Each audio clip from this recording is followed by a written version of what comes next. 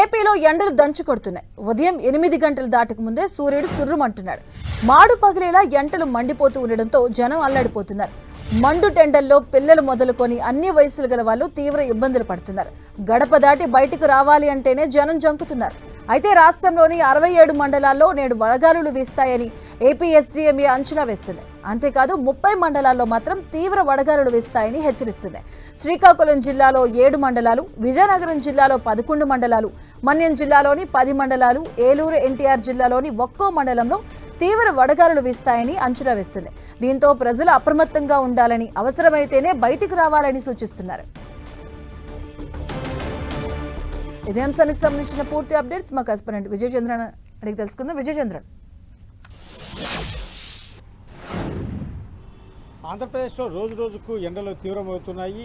ఈరోజు చూస్తే కనుక దాదాపు 100 మండలాల్లో ఈ వడగాల్పులు, తీవ్రమైన వడగాల్పులు వచ్చే పరిస్థితి ఉందని చెప్పేసి విపత్తుల నివారణ శాఖ ప్రజలను అప్రమత్తం చేయడం జరిగింది. బాలింతలు, వృద్ధులు, చిన్నపిల్లలు వీళ్ళెవరే కానీ వీధుల్లోకి, రోడ్ల మీదకి రాకూడదు అని చెప్పడం జరిగింది. ఎవరైనా వడదెబ్బకు గురైతే వెంటనే హాస్పిటల్కి వెళ్ళాలా, ఇంట్లో సొంత వైద్యాలు చేసుకోకూడదు అని చెప్పడం జరిగింది.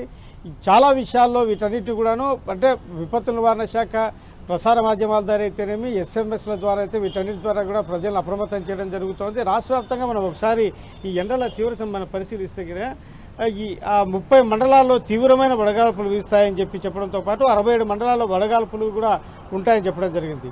తీవ్రమైన వడగాల్పులను ఒకసారి మనం పరిశీలిస్తే శ్రీకాకుళం జిల్లాలో 7, విజయనగరం జిల్లాలో 11, మన్యం జిల్లాలో 10, ఏలూరు జిల్లాలో 1, ఎన్టీఆర్ జిల్లాలో 1 చొప్పున ఈ తీవ్రమైనటువంటి వడగాల్పులు ఉంటాయని చెప్పడం జరిగింది. అలాగే 67 మండలాల్లో వడగాల్పులు కూడా ఎక్కువగా ఉంటాయని చెప్పడం జరిగింది. ఈ నేపథ్యంలో ఎవరే కానీ ప్రజలు రోడ్ల మీదకి రాకూడదు అని చెప్పి, అవసరమైతే తప్ప రాకూడదు అని చెప్పడం జరిగింది. ఇప్పుడు మనం విజయవాడ నగరంలో మెయిన్ రోడ్డు అయినటువంటి ఈ అంటే ఈ బందర్ రోడ్లో ఉన్నాం. బందర్ రోడ్లో కూడాను ఈ అవసరం ఉంటే తప్ప రోడ్డు మీదకి రాని పరిస్థితి మనం చూస్తూ ఉన్నాము.